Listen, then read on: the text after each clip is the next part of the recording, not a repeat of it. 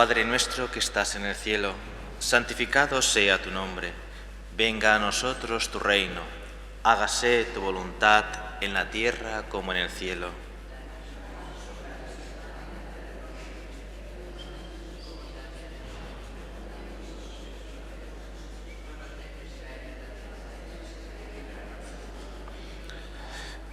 Dios te salve María, llena eres de gracia, el Señor es contigo.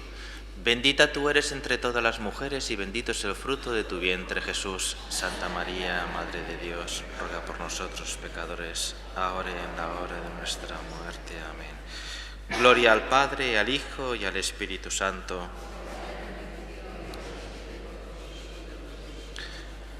Mare de Déu del Miracle.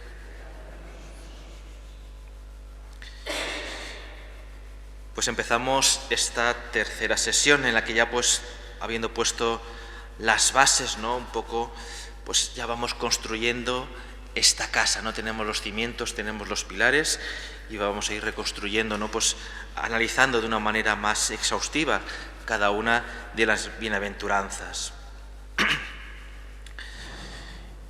Sobre todo lo más clave, ¿no?, que tendríamos que tener sería pues lo que estuvimos diciendo, ¿no?, sobre todo de esa gente humilde, ¿no?, esos personajes que nos invitan, sobre todo Simeón, Ana, José y María, ¿no?, que son los, digamos, los más claros como pobres de Yahvé, ¿no?, los anahuín, ¿no?, aquellas personas que se han desengañado de todo y que han aprendido a apegarse y aferrarse sobre todo a Dios, ¿no? Un poco lo que íbamos diciendo ayer. Pues con esta clave, ¿no?, pues iremos viendo sobre todo esta primera bienaventuranza que nos invita, sobre todo, bienaventurados los pobres, ¿no? Y la canción un poco que hoy nos va pues ayudando, ¿no?, a acercarse y que nos invita a la oración, pues es esta, que a lo mejor también es conocida por todos vosotros. Recíbeme con todo lo que tú pusiste en mí, con todas esas ganas de vivir, con toda mi miseria. Recíbeme con todo lo que tú pusiste en mí, con todas esas ganas de vivir, con toda mi miseria. Recíbeme con todo lo que tú pusiste en mí, con todas esas ganas de vivir, con toda mi miseria. Recíbeme.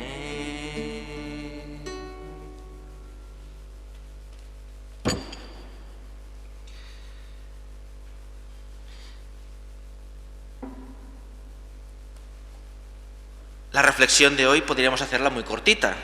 Podríamos decir simplemente, pues mira, el pobre para Jesús no es aquel que no tiene cosas, sino más bien aquel que no tiene el corazón puesto en las cosas. Y con esto ya podríamos acabar la reflexión y un poco meditar. Pero yo creo que también pues podríamos desarrollarlo, ¿no? Y viendo qué quiere decir esto de la pobreza, ¿no? Pues un poco recordamos esta primera bienaventuranza, ¿no?, que la tenemos en Mateo en el capítulo 5, y nos dice, ¿no?, viendo la muchedumbre, subió al monte, se sentó, y sus discípulos se le acercaron, y tomando la palabra les enseñaba diciendo, bienaventurados los pobres de espíritu, porque de ellos es el reino de los cielos. Ayer ya lo estuvimos un poco diciendo, ¿no?, de que este texto, este discurso de las bienaventuranzas, ¿no?, ese discurso en el monte, ¿no?, se puede decir que es la constitución, ¿no?, podríamos decir que es la constitución del cristiano. Es el gran discurso, ¿no?, porque empieza con las bienaventuranzas, pero que después va diciendo un montón de cosas más, ¿no? que va invitándonos a vivir este estilo de Jesús, a vivir como cristianos, y que es la base, ¿no?, nuestra para vivir esta vida en Dios, ¿no?, que no es simplemente como unos mandamientos, sino que son como unos consejos, nos da dando como unas pautas, ¿no?, Jesús, para vivir de esta manera. Es decir, que a veces es más fácil, ¿no?, porque todos son como mandamientos, no hagas, haz, en ese imperativo parece como sí, pero si te lo van diciendo como consejos, te lo van diciendo como una manera, pues mira, los cristianos vivimos así, queda de una manera mucho mejor, ¿no?, entra mejor. Fijemos de que las bienaventuranzas es una manera de expresar y manifestar muy judía. Es decir, en diferentes pasajes, ¿no?, del Antiguo y del Nuevo Testamento, ¿no?, dichoso tú, feliz tú, si vives de esta manera. Y es muy típico, sobre todo de la cultura hebrea, ¿no?, en el tiempo de Jesús y anterior, ¿no?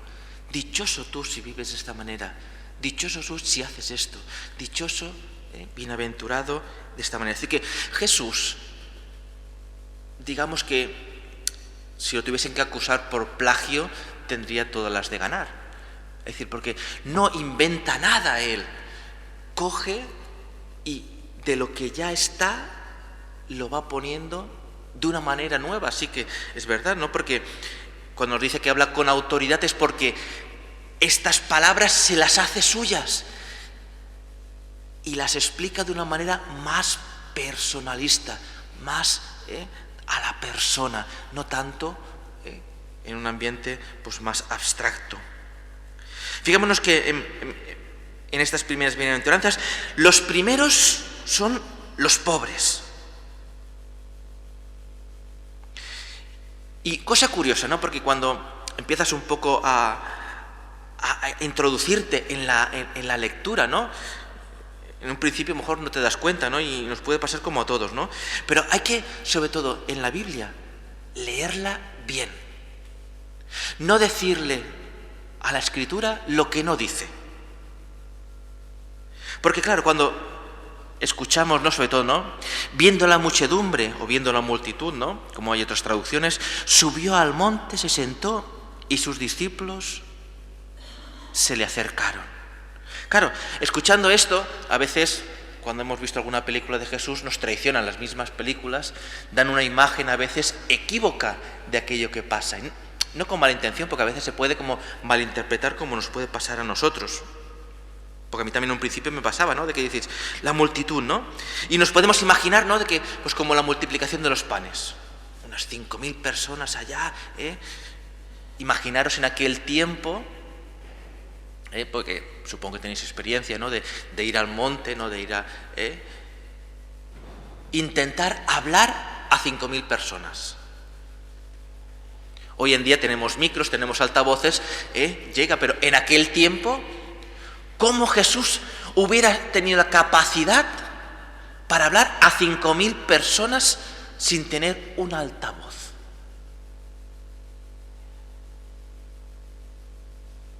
Pero es que la Escritura no nos dice que habló a la muchedumbre.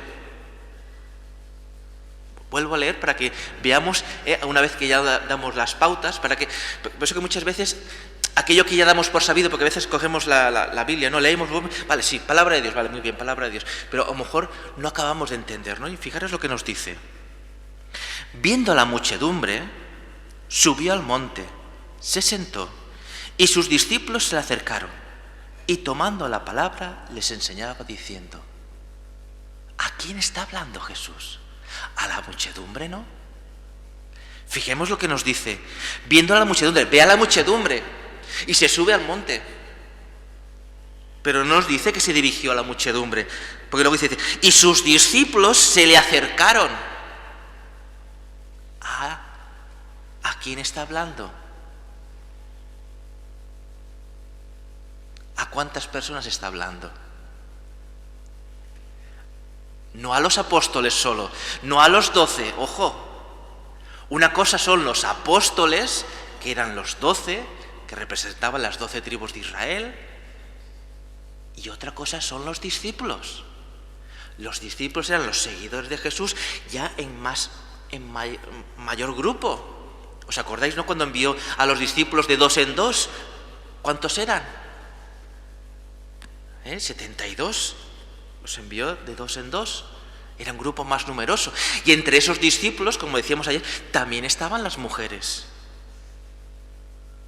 Es decir, ese grupo más numeroso de seguidores de Jesús, no solo los más. ¿Y cuántas podrían ser? No nos lo dice, pero bueno, podríamos decir que entre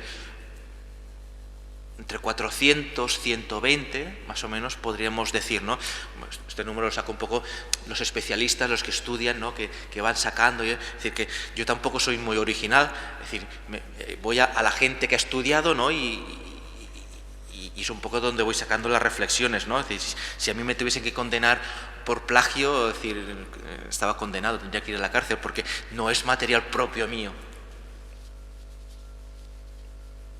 Fijémonos, ¿no? Porque también Lucas, en su paralelo, nos lo dice, ¿no? Que a lo mejor se podría ver más claro, ¿no?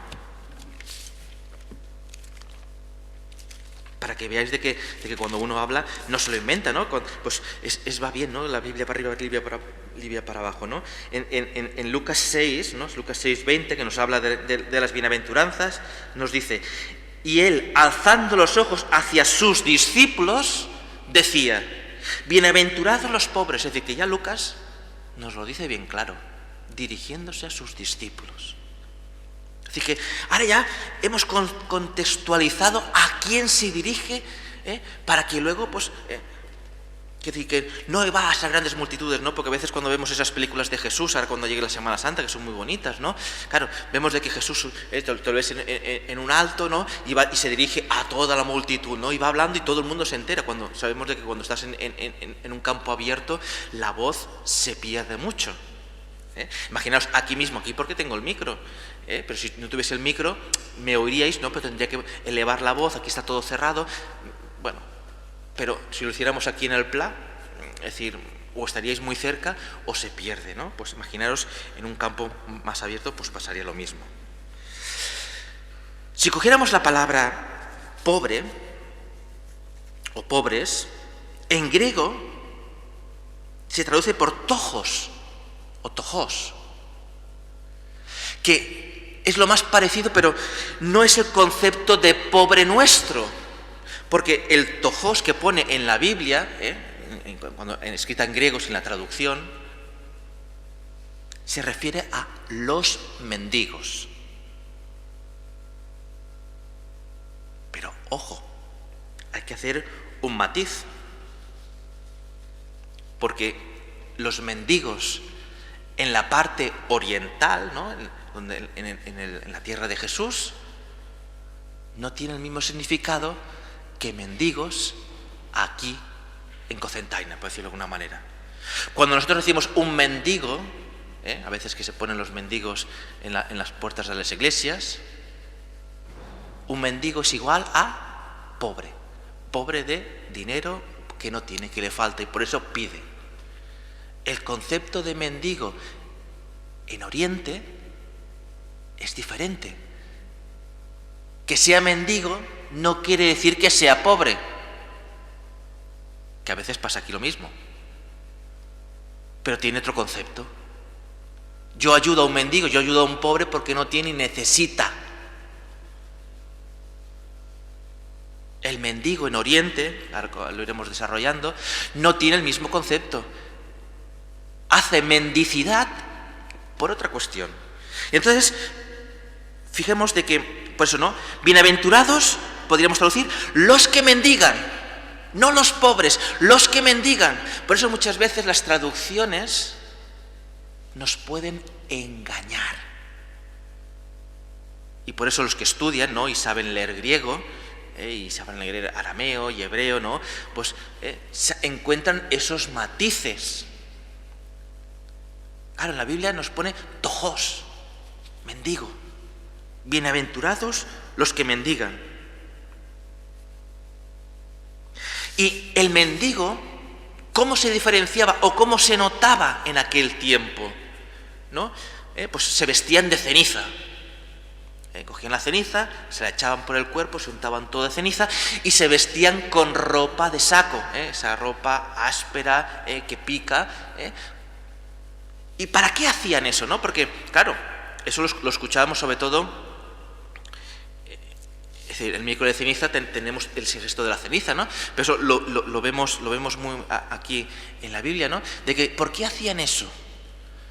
Porque Isaías le decía, ¿eso es un día agradable al Señor? ¿Hacer solo eso y ya está? Es decir, ¿qué significado tiene el vestirse, el untarse o llenarse de ceniza y ponerse ropa de saco? Es mostrar un sentimiento de arrepentimiento. Has pecado, has cometido algo en contra de Dios, has hecho una cosa en contra de la ley de Dios y tienes que arrepentirte. Claro, en Oriente y sobre todo en la época de Jesús, los gestos, los símbolos tienen mucho sentido. Y por eso pues se vestían de ceniza y ropa de saco. Es verse como un mendigo, aunque fuera el más rico del pueblo, aunque fuese el rey todopoderoso. Fijarse en el rey David, cuando le dicen, ¿no? ¿Os acordáis ayer que decíamos que se había quedado con la mujer de Urías, ¿no? Y cuando se da cuenta él que es el gran pecador, ¿qué hace? Se unta de ceniza, se sienta en la ceniza y se viste de saco, siendo el rey, la persona más poderosa de Israel en aquel tiempo. Se hace mendigo. Es un recurso para mostrar la humildad. Es decir, yo siendo poderoso, yo teniendo riquezas, me hago humilde. Porque imaginaros, ¿no? De que, no sé, el presidente del gobierno o el rey de España, ¿no? O la alcaldesa, para hacerlo más personas más cercanas, ¿no? Se vistiera de saco, se untara de ceniza y se sentara aquí en el pla como una mendiga. Algunos puede que lo entendiéramos, mira, pobrecita, no sé qué, pues se está humillando, ¿no? Otros se burlarían de ella. Imaginaros. O cualquiera de nosotros que lo hiciera. Mira, mira este. Claro, estás poniéndote en evidencia delante de todos. Claro, entonces esa humildad en Occidente se traduce a pobreza, que no es en Oriente. Cambia el sentido. Fijemos lo que nos dice, sobre todo, la carta a los Filipenses, ¿no? Se hizo humilde, se rebajó, siendo de condición divina. Se hizo hombre, se rebajó al estado de hombre, nos dice San Pablo. Miremos ahora una catequesis que nos hace muy bien, sobre todo Marcos, ¿no? Pero y analicemos sobre todo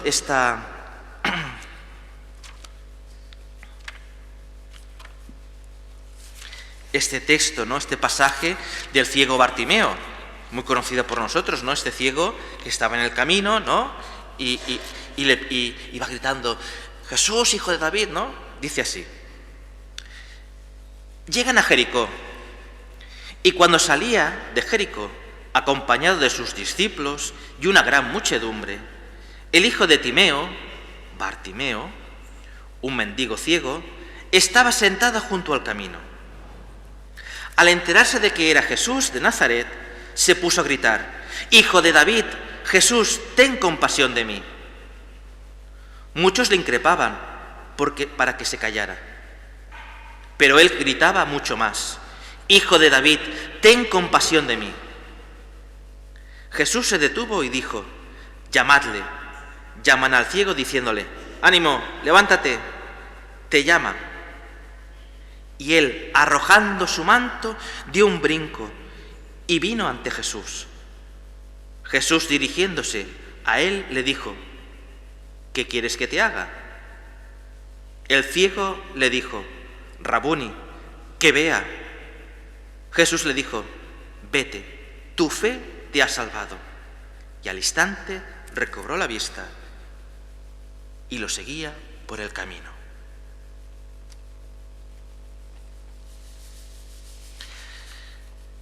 claro, si no tenemos, por decirlo de alguna manera, el diccionario o las claves o las pistas para saber qué nos quiere decir Marcos, el evangelista, pues nos quedamos con una historia muy bonita. Mira, un ciego, pobrecico, ¿eh? Pero hay unas claves que nos da Marcos que la comunidad de aquel tiempo entendía, porque todavía no se había perdido el sentido, porque eran judíos, eran hebreos, y está escrito en clave hebrea, en clave oriental. El problema es que, claro, cuando el Evangelio se escampa por todo el mundo, que pasa por los griegos, que son muy racionalistas, pasa por los romanos, que son muy prácticos, y nos llega ya aquí, pues no entendemos las claves que nos quiere dar. Pero fijémonos de que una de las cosas que hay que tener en cuenta es que en la Biblia, cuando sale el nombre de una persona en concreto, no es porque sí. Es una persona conocida. Y más que conocida, una persona importante. Nos pasa en la historia, ¿no? Puede que nosotros hayamos pasado por la historia, cuando nos muramos y acabó 100 años, si no hemos hecho una cosa extraordinaria, nadie se va a acordar de nosotros. Como mucho, cuando alguien vaya al cementerio, si todavía está la lápida allí, dirá, mira, fulanita de tal, ¿y esta quién era? Pues sí, esta era la tatarabuela de... como mucho. Pero en los libros de historia no saldremos. Saldrá el presidente del gobierno, el rey de tal. Aquí en Cocentaina, pues en aquel tiempo la alcaldesa era tal o el alcalde era tal. Pero nosotros, es decir, que cuando sale el nombre, es que es una persona importante. Y además no solo sale el nombre, sino el apellido. Bartimeo, hijo de Timeo. Que además tiene una curiosidad, porque Bar en hebreo quiere decir hijo. Nos está diciendo hijo de Timeo, hijo de Timeo. Es decir, que redunda, ¿no? Pero es decir, que nos está diciendo el nombre y el apellido.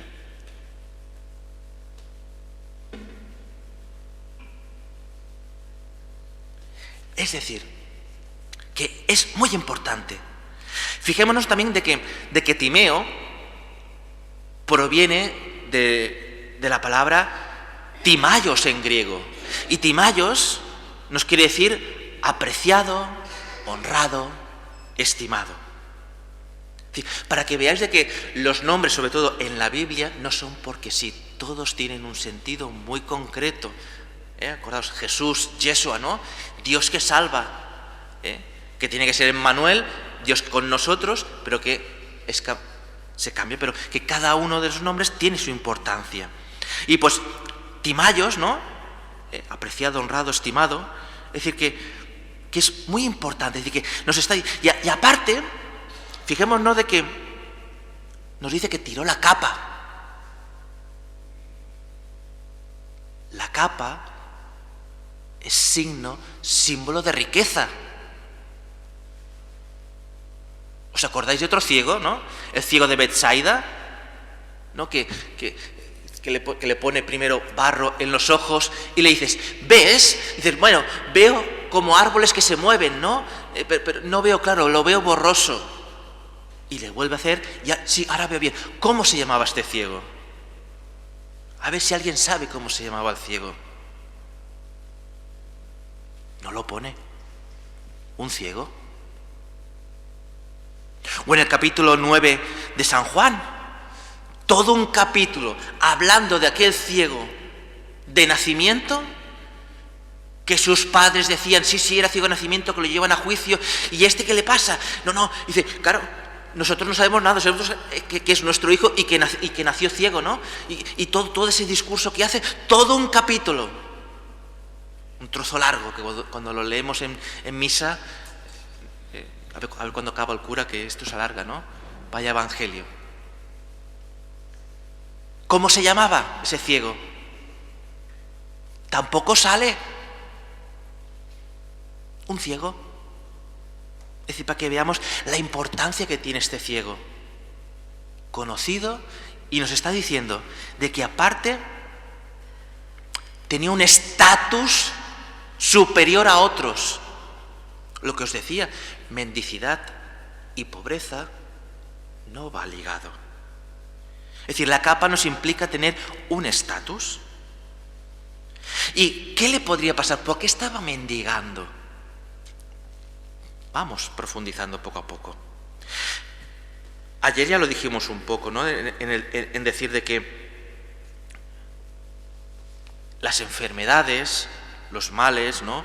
El que uno pues sea pobre, que no tenga riquezas, el que todo le vaya mal, se atribuía a que habías cometido un pecado.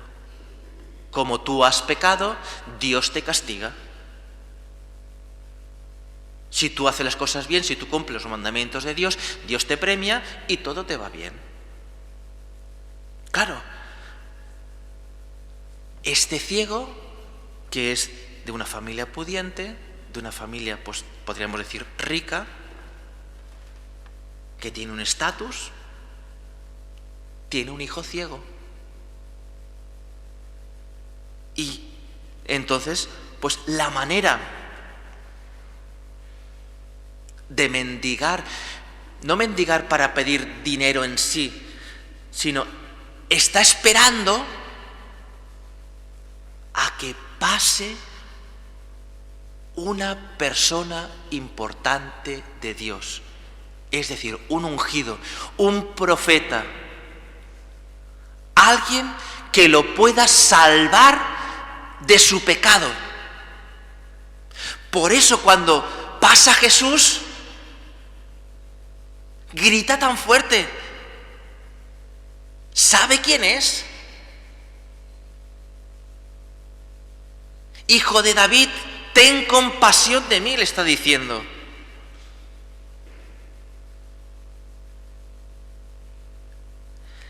Está haciendo esa humillación para que Dios se fije en él.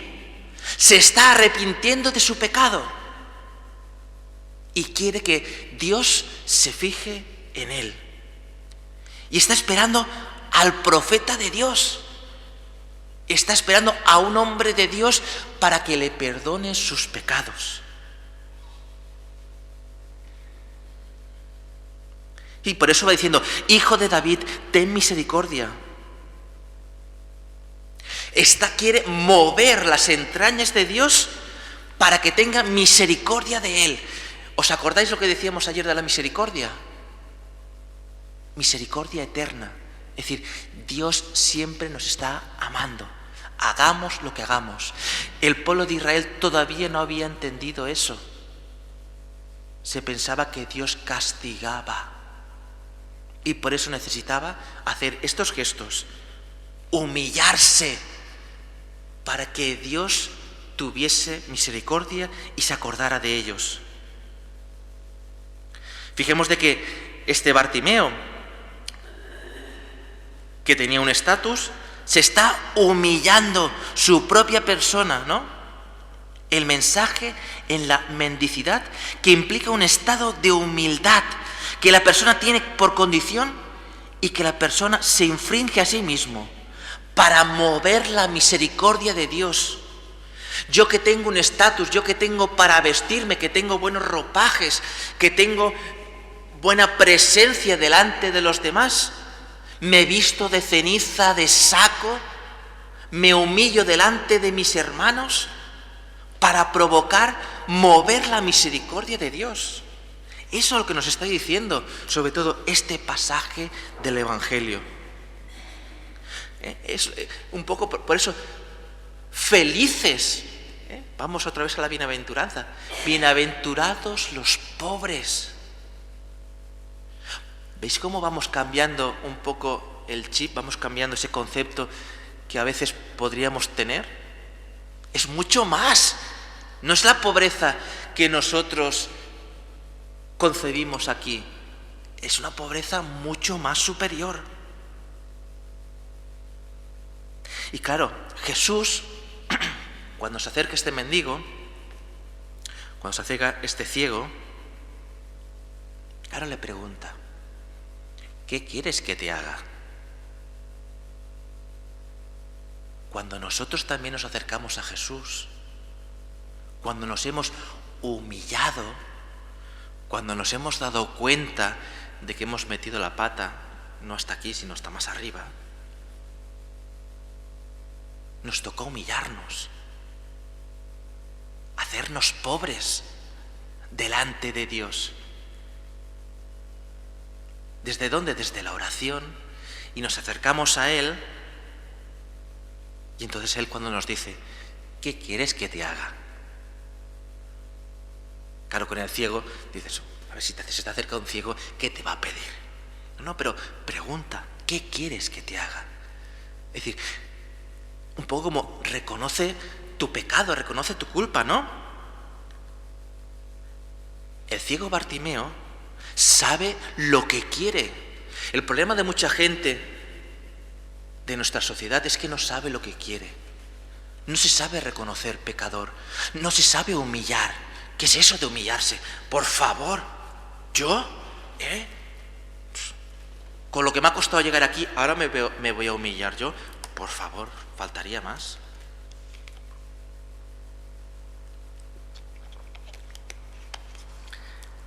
Claro, los que tienen un estatus, aunque se hayan equivocado, no se humillan. Y a veces no es cuestión de estatus, de dinero, porque cuánta gente pobre que tiene necesidad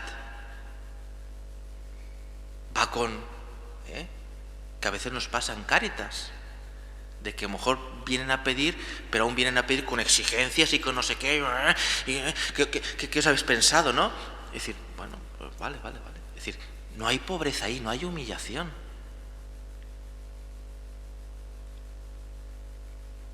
Por eso que la pobreza en cuestión de riqueza con la pobreza espiritual es muy diferente.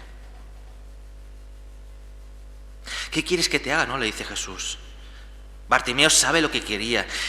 Y no solo sabe lo que quiere, sino que se lo pide a quien sabe que se lo debe de pedir. No se lo pide a cualquiera. Se lo pide a Jesús. ¿Y por qué? Porque sabe que es un gran profeta. Es una persona de Dios y sabe que lo puede ayudar. No sé si sabrá que es el Mesías, que es el Hijo de Dios, porque esta expresión Hijo de David es una expresión muy típica, ¿no? Los hijos de David, pues es un profeta, una persona de Dios, pero no en el concepto de Mesías como podemos tener nosotros ahora. Por eso que, y además lo hace con humildad. Porque, claro, luego tenemos, ahora que estamos en Cuaresma, esa humildad de acercarse a Dios, de hablar con Él, ¿no? Lo podemos hacer de dos maneras, porque claro,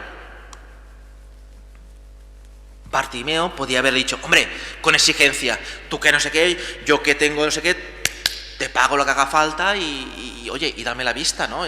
No, pero se acerca con esa humildad que nos pasaría sobre todo con ese fariseo y ese publicano, ¿no? Que van a rezar al templo.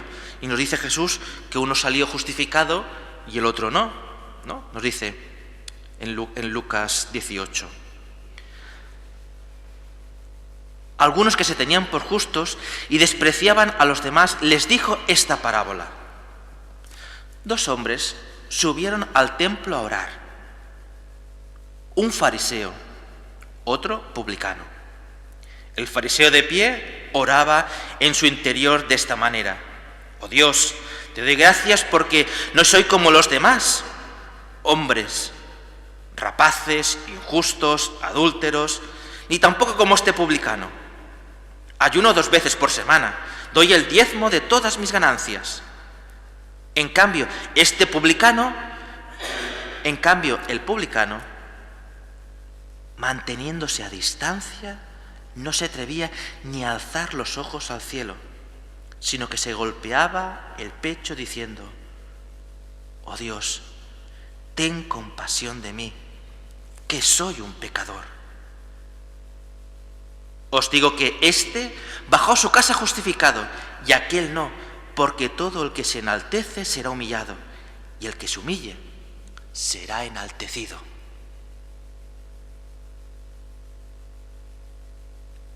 ¿Os acordáis el miércoles de ceniza cuando leíamos, no? Cuando tú tengas que orar, ciérrate en tu habitación y reza en lo secreto, en lo secreto. ¿Qué hacía este fariseo de pie delante del templo, no? Es como si ahora viniera alguien, se pusiera aquí en medio, o aquí, aquí, y se pusiera levantando las manos aquí y hablándole a la Mareta. Gracias, gracias por darme todos los favores que me das. De no ser como esta gente, ¿no? Que aquí solo son pecadores, estas malas mujeres que lo único que saben es hablar y decir mal las cosas, murmurear y no sé qué. Yo no, yo mira, cumplo esto, doy la limosna que tengo que dar, no sé qué. Ya me hacen voz alta, ¿no? Para que todo el mundo lo oiga, como diciendo, yo sí que soy bueno, yo soy justo. Esa no es la actitud que ha de ser del cristiano. Cuando ores, nos está diciendo Jesús, enciérrate en tu cuarto y rézale en lo secreto, porque tu Padre que está en lo secreto te recompensará. Esa ha de ser nuestra humillación desde lo secreto. Todo esto que hacían los judíos eran gestos, ¿no? No hace falta que nos vistamos de ceniza y de saco y vayamos por la calle, ¿no? Porque nos dirán, mira, haremos un poco el número. Eso sí que es verdad. Pero los judíos lo hacían, porque sobre todo los orientales son muy expresivos en este aspecto, ¿no? Todavía lo son, ¿no? Es decir, cuando los musulmanes, ¿no? Que cogen los zapatos y los tiran, ¿no? Como acto de repudio, ¿no? Y cosas así, ¿no? O se pegan golpes en el pecho, cosas de estas, ¿no? Son gestos que hacen. Nosotros los occidentales somos más, no hacemos tantos gestos tan expresivos para afuera. Hoy en día esta oración del fariseo, ¿no? Podría pasar como hacen hoy en día la gente, porque a veces hablar de jóvenes sería simplificar mucho, ¿no? Pero hay mucha gente, ¿no? De que sobre todo ahora que está el Facebook, el Twitter y el Instagram y todas estas redes sociales, ¿no? De que todo el mundo se hace ver, ¿no? Se maquillan, se hacen fotos, muchos selfies, ves qué guapo que soy, ves, he ido aquí, he ido allá, soy una persona muy... Es decir, las personas que hoy día simples como nosotros, es decir, que nadie sabe de nosotros, pues hay gente que como quieren que todo el mundo los conozca, quieren hacerse ver, pues tienen que salir en todas las redes sociales. Y si nadie les dice nada, entonces, no me has dicho nada. Pasa como en el WhatsApp, ¿no? Todo ahí, de poner cosas y no me has comentado nada, que estás enfadado conmigo. Es que... Y es para decirle, ¿qué te crees? ¿Que eres el centro del mundo? Es decir, es el gran mal muchas veces que tenemos, es decir, antes de una manera y ahora con las nuevas tecnologías. Es uno de los grandes pecados, el hacerse ver, el ser el importante. No, humíllate. Porque si no te humillas tú, te van a humillar. Y si no, verlo también con las personas de estas famosas, de la prensa rosa, de que cuando tiene una cosa muy bonita, enseguida lo pavonean todo, mira qué bonito, sí. Ahora, cuando les viene la crisis, cuando les sacan sus trapos sucios, no quieren hablar con nadie. Y entonces se enfadan con todo el mundo. Es que claro, es que si tú estás enaltecido, después te van a humillar. Porque, lo decíamos ayer, todos somos pecadores, todos fallamos y en un momento u otro metemos la pata. Si eres humilde, si te humillas delante de Dios, si te humillas delante de los demás, ya no te van a poder humillar porque has sido tú que te has humillado. Esa es la gran diferencia.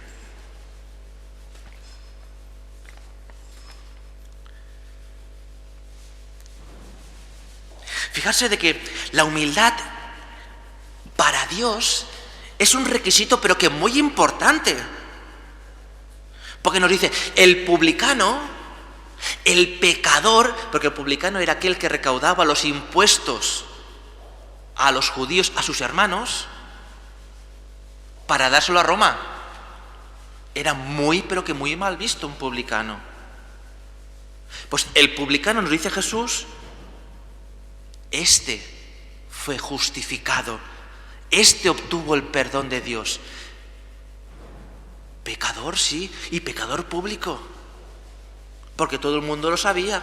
Mira, este no sé qué, muchos amigos no tendría, pero delante de Dios, nos dice, y se puso en el último banco, porque no tenía la valentía de ponerse en el primer banco, en el último banco, para que nadie lo viera, porque ¿qué le interesaba? Obtener el perdón de Dios, no el perdón de los hombres, el perdón de Dios.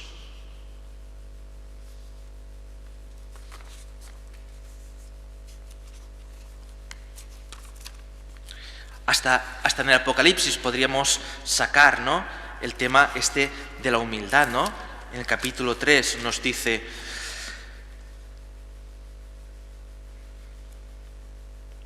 tú dices, soy rico, me enriquezco y nada me falta. Y no te das cuenta de que eres un desgraciado, digno de compasión, pobre, ciego y desnudo. Te aconsejo que me compres oro acrisolado al fuego para que te enriquezcas, vestidos blancos para que te cubras y no quedes al descubierto la vergüenza de tu desnudez, y un colirio para que te des a los ojos y redescubras la vista. Otra vez el ciego, colirio para los ojos, para que puedas ver de que la grandeza de la persona humana no está en el dinerillo, en las cosas materiales. Porque en muchos momentos nos lo dice Jesús, ¿no? O en otros pasajes de la Biblia, ¿no? De que sí, podemos tener muchas riquezas, puedes tener muchas casas, mucho dinero, muchos terrenos. Cuando te mueras, no te lo vas a llevar al cielo, ¿eh? Al infierno tampoco. Es decir, eso se queda. Tú te vas, pero las riquezas materiales se quedan. ¿Y quién se va a aprovechar de todo eso? Tus descendientes. ¿A qué te tienes que aferrar? A las cosas del cielo. Porque toda esa riqueza que tengas en el cielo, después te la vas a encontrar. Es decir, hay una canción de un cantautor cristiano que canta mucho para los jóvenes, lo hace de una forma muy humorística, ¿no? Y va diciendo de que había una persona pues rica en títulos, ¿no? Y que tenía muchos títulos, de que había hecho... Bueno, era muy rico, y en esto que nos dice que este rico se muere y se presenta delante de Dios y le dice: mire, Señor, tengo un título de abogado, tengo un título de no sé qué, soy doctorado en esto, doctorado en lo otro, he hecho todas estas cosas, mira, he obtenido todas estas riquezas para aquí y para allá. Y va diciendo la canción, ¿no? Y el Señor lo mira con compasión, dice que se levanta la bata, esa bata blanca, se levanta la bata, se le da la vuelta y dice: mira, tus títulos y tus riquezas me los paso por el culo.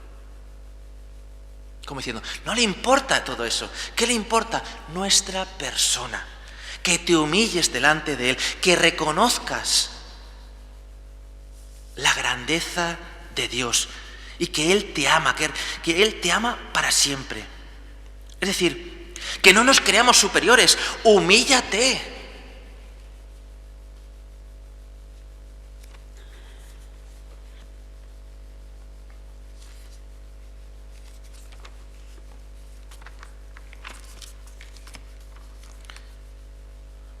Lucas también nos lo dice.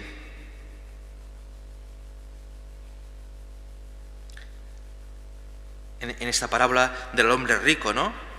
Cuando le pregunta, ¿no? Maestro, ¿qué he de hacer para tener en herencia la vida eterna, ¿no? Pues véndelo todo y sígueme. Hazte humilde delante de Dios. Y volvemos a lo del publicano. Os digo que éste bajó a su casa justificado, y aquel no, porque el que todo se enaltece será humillado, y el que se humille será enaltecido. Y por eso podríamos entender, ¿no?, cuando uno va al banquete, ¿no? Aquel que va al banquete se pone en los primeros sitios. Y dice, no, ponte siempre en los últimos, porque queda mucho mejor que tener que decir, hombre, no te pongas aquí, tú a primer sitio, a la mesa presidencial, por favor, y todo el mundo te verá y dirá, mira, lo llevan a la mesa presidencial, no para llenarse de uno mismo, sino, pues mira, queda peor que te pongas a la mesa presidencial y te tienen que decir, no, tú allá, en el último banco. Pero no. Y tendrás que pasar la vergüenza delante de todos. Cambia mucho.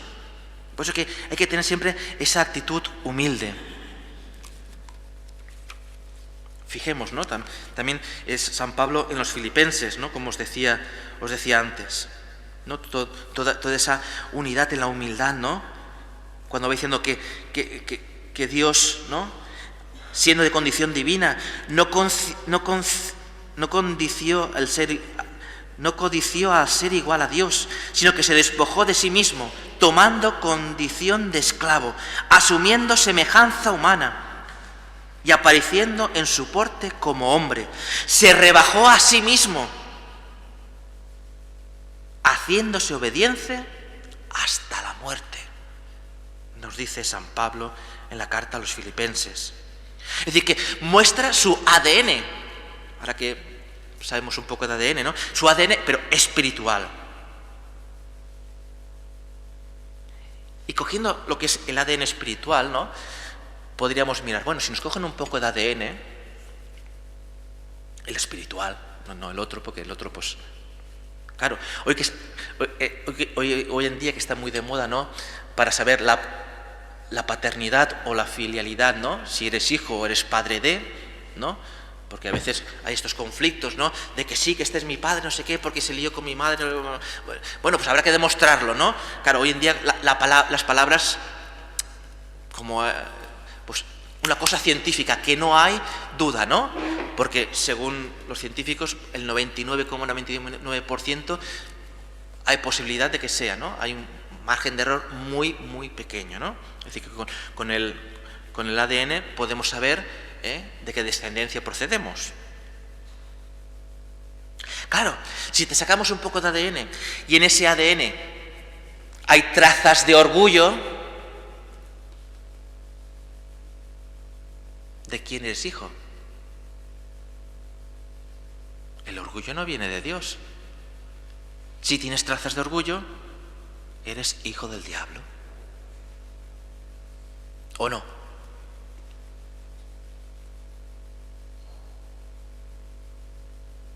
Hay que quitar esas trazas de orgullo. ¿Y cómo se quitan esas trazas de orgullo? Hay de dos maneras.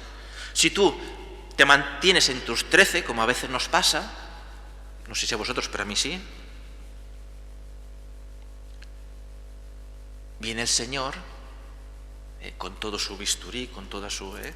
viene el médico a sacarte las trazas, ¿no? Pues vamos a extraer. Pero, ¿y si te adelantas tú a la jugada? ¿Y si eres tú mismo que te sacas esas trazas de orgullo? ¿Y cómo me saco yo esas trazas de orgullo? Humíllate.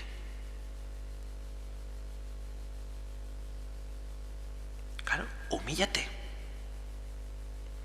Y si te quitas esas trazas de orgullo, pasarás a ser hijo de Dios, porque en el análisis, no sale orgullo. Pues este es hijo de Dios. Pero si no te humillas, el Señor te va a humillar. ¿A quién no le ha pasado? ¿Quién no ha sido humillado nunca? Que levante la mano. Menos mal, si no me hubierais dejado fatal. Claro, en un momento u otro de la vida nos han humillado, nos han señalado con el dedo. Mira esta, o mira este. Tanto que decía, y mira, el primero que no sé qué. Tanto ir a misa, y si tú supieras. Y sí, y a veces nos lo dicen con razón, no con calumnias, ¿no? Porque nos equivocamos, somos pecadores, ya lo hemos dicho. Pero si nos adelantamos a la jugada y nos humillamos, ya no nos pueden humillar, porque yo mismo me he humillado. ¿Con qué me va a atacar? ¿Con qué me va a decir? Pues si yo ya lo he dicho, sí, mira, me he equivocado. Aquello que yo decía, mira, yo soy el primero en hacerlo.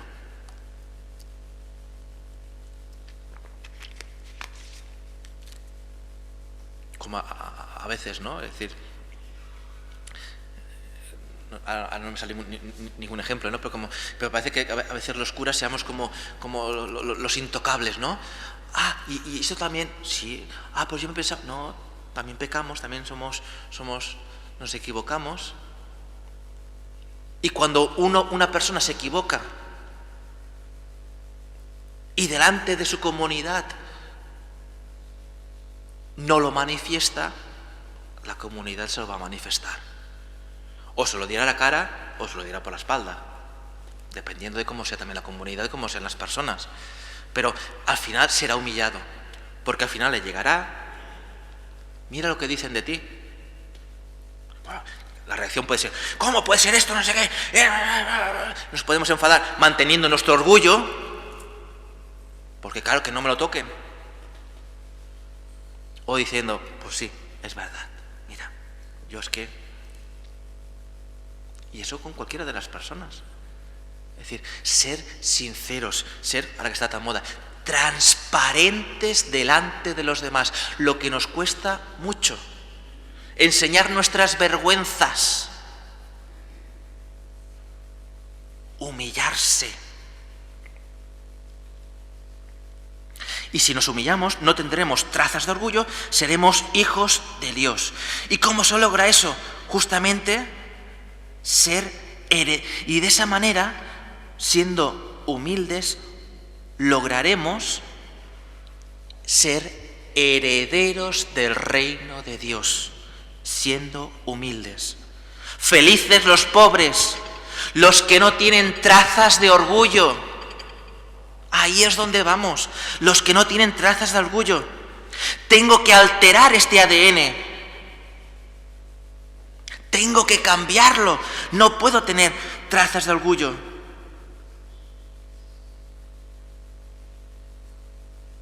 Ese es el propósito de Dios. Bienaventurados los que se humillan, porque ellos heredarán el reino de los cielos. Porque seremos hijos de Dios, no hijos del diablo. Y desde la felicidad. La felicidad son aquellos que se han humillado a sí mismos. Aprovechan las oportunidades de Dios para humillarse a uno mismo.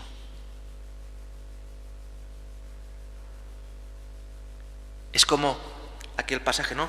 Si sabes que alguien está ofendido por ti, ¿no? Si sabes que alguien tiene una ofensa contigo, deja la ofrenda en el altar y ves a pedirle perdón. No, pero es que yo no le he hecho nada. Que yo sepa, yo no le he hecho nada. Da igual, pídele perdón. No seas tan orgulloso, ¿no? A lo mejor tú no tienes la culpa, pero pídele perdón. Pero él se siente ofendido por ti. Pues pide perdón. Ahí tiene. Es decir, no puedes estar conforme en el Señor cuando sabes que alguien está en contra de ti. Y el pedir perdón no quiere decir que a lo mejor la otra persona te lo coja, porque hay personas muy orgullosas que dicen, perdón de que yo no te perdono. Tú mismo, yo te doy mi perdón. Yo no puedo tener esa carga en mí.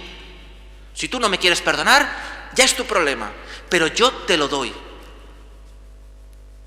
Tú hazlo con él lo que tú quieras conveniente. Ya no depende todo de nosotros. Porque fijaros de que Dios trabaja en nosotros no para nuestra comodidad, no para que lo tengamos todo fácil. Porque a veces podemos pensar, hombre, yo que soy cristiano, yo que cumplo todos los mandamientos, yo que voy a misa, yo que rezo, hombre, el Señor puede hacerme la vida más fácil, ¿no? No trabaja para nuestra comunidad, para nuestra comodidad, sino para nuestra perfección, para nuestra santidad. Dios está preocupado por ti. ¿Y por qué? Porque te ama. Dios nos quiere a cada uno de nosotros. Y va a insistir día tras día, para que seamos hijos de Dios, para que esas trazas de egoísmo, de envidias, salgan de nosotros.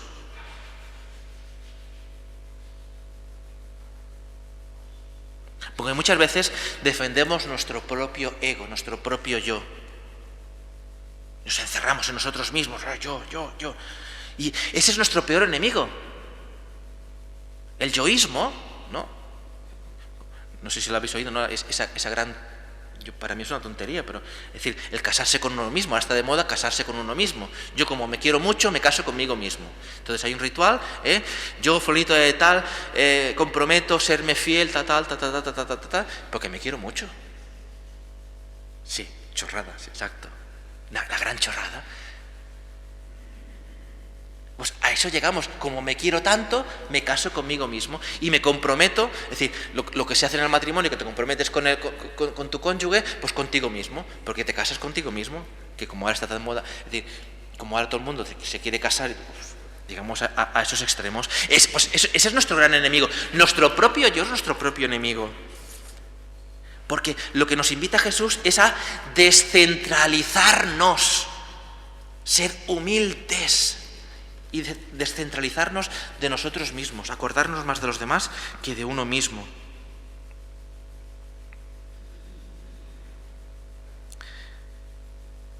Porque fijémonos de que el orgullo lo que nos hace es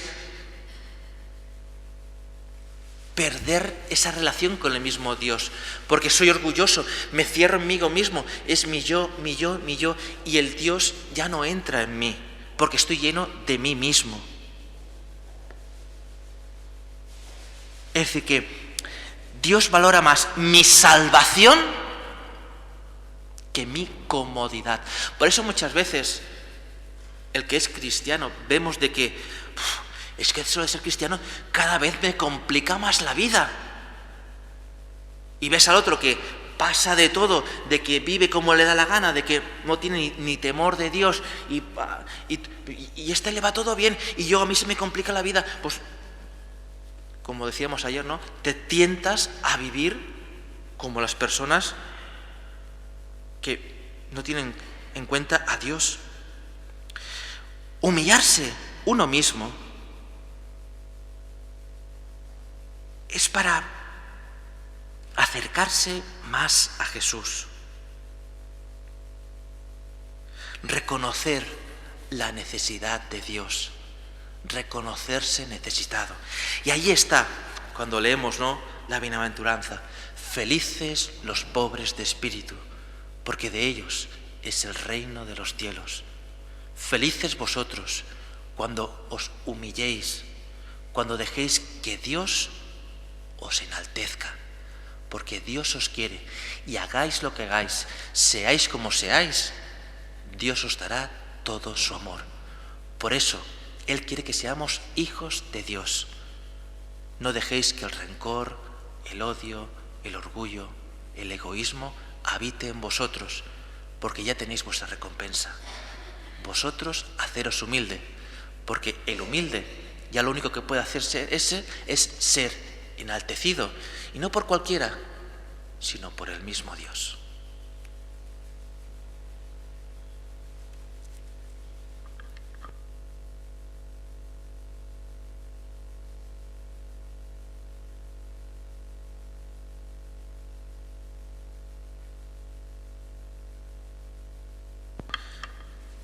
Dios te salve María, llena eres de gracia, el Señor es contigo.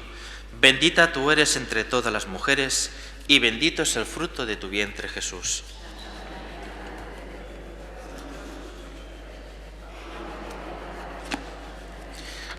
Gloria al Padre, al Hijo y al Espíritu Santo.